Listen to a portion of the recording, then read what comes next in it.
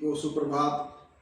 और आज फिर से मैं इस चैनल में आपके बीच आया हूं और तमाम बंधुओं को, हमारे सब्सक्राइबर को, जो व्यूअर हैं उनको मैं तहे दिल से धन्यवाद देता हूं कि आपने अभी मैं बस इस संडे को ही ये चैनल को प्रारंभ किया हूं और इतने कम समय में हमारे करीब 800 से ज़्यादा लोग इसको सब्सक्राइब कर चुके हैं। तो मैं सभी हम अपने चाहने वालों को धन्यवाद देता हूं। और आज मेरा तीसरा दिन है और आज हम एक नए अध्याय जो है अध्याय 4, जो 2 अध्याय में सेक्शन 4 धारा 4 के बारे में बताएंगे। धारा 4 महिला और बालकों के बारे में बताया गया है।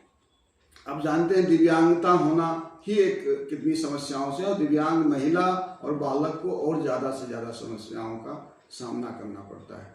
तो कानून में जिस तरह चाइल्ड प्रोटेक्शन की हमारे जे एक्ट है, उसी तरह हमारे जो दिव्यांगजन अधिकार अधिनियम, उसकी धारा 4 में स्पष्ट बताया गया है कि हमको विशेष रूप से ध्यान देना है। तो हमारी जो बहनें हैं, हमारी माताएं हैं, हमारी बच्चियां हैं, उन महिलाओं और बालकों को उनको ज़्यादा समस्या का सामना करना पड़ता है। घर में आप जानते हैं कि किस तरह का एक महिला को झेलना पड़ता है, हम अपने परिवार में झेलना पड़ता है, समाज में झेलना पड़ता है, बालक लोग को भी झेलना पड़ता है। तो दोनों को भी समता का अधिकार दिया गया। उनके राइट्स को सुनिश्चित करने के लिए, उनके अधिकार को संरक्षित और सुरक्षा करने के लिए धारा 4 के में बताया गया। तो मैं तमाम लोगों को बताना चाहूँगा कि धारा 4 जब भी लगे कि कोई महिलाएं के साथ जो असमानता हो रही है, कोई बच्चे के साथ असमानता हो रही है, उनके माता पिता इन पर ध्यान नहीं दे रहे हैं या उनके परिवार वाले इस पर ध्यान नहीं दे रहे हैं, तो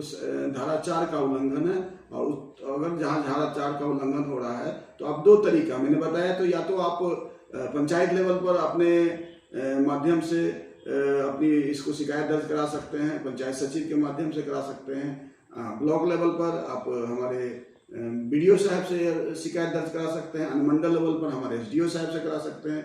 जिला लेवल पर जो हमारे अपर आयुक्त होते हैं, निःशक्त जन के एडिशनल कमिश्नर डिसेबिलिटी, वो जिलाधिकारी होते हैं। उसी तरह आप स्टेट लेवल पर स्टेट कमिश्नर डिसेबिलिटी को आप लिख सकते हैं। और आप हमारे वेबसाइट पर आपने देखा होगा कि स्टेट कमिश्नर डिसेबिलिटी के वेबसाइट पर ऑलरेडी शिकायत के कई माध्यम दिए हुए हैं। आप मोबाइल से अपनी वॉइस रिकॉर्ड करके अपनी कंप्लेन दर्ज करा सकते हैं, आप ईमेल कर सकते हैं, आप ऑनलाइन कंप्लेन कर सकते हैं। और महत्वपूर्ण बात है कि आपको बता दें कि हर जिले में, बिहार के जो 38 जिला में 37 जिले में विशेष कोर्ट की स्थापना हो चुकी है।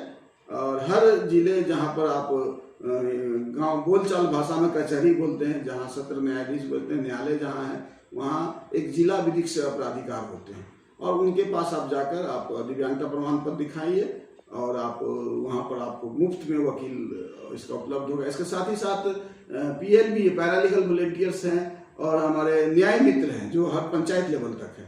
तो हर जगह है, सिर्फ आपको ध्यान देना है और हम तमाम सभी लोगों को ध्यान देना है कि धारा 4 जो है अधिकार के बारे में बोला गया है। और ये अधिकार जो बालक और महिलाओं को, बच्चियों को जो विभेद ना हो, उसके बारे में बताया गया है। तो हम उम्मीद करते हैं कि धारा 4 जो है फोकस कर रहा है हमारे महिलाओं को, बच्चियों को, फीमेल वर्ग को और बालक को जो 18 वर्ष से छोटा है और उनको कुछ सामना करना है, उसके साथ शोषण हो रहा है, उनके साथ अन्याय हो रहा है, उनका दुरुपयोग हो रहा है, उनको शिक्षा उपलब्ध नहीं कराया जा रहा है, उनको जो न्यूट्रिशन की मामला है, खान पीन में प्रॉब्लम्स हो रहे हैं या उसके इलाज में प्रॉब्लम्स हो रहे हैं, या उनको स्वच्छंद तरीके से कहीं उपकरण की आवश्यकता है, हियरिंग एड की आवश्यकता है, या आर्टिफिशियल लिम्स की आवश्यकता है, या उनको असिस्टिव डिवाइस की आवश्यकता है, या उनको विशेष शिक्षा की आवश्यकता है, यानी उनमें भी कहीं विभेद नहीं होना चाहिए। तो आइए हम धारा 4 के बारे में कहीं भी लगे कि हमारे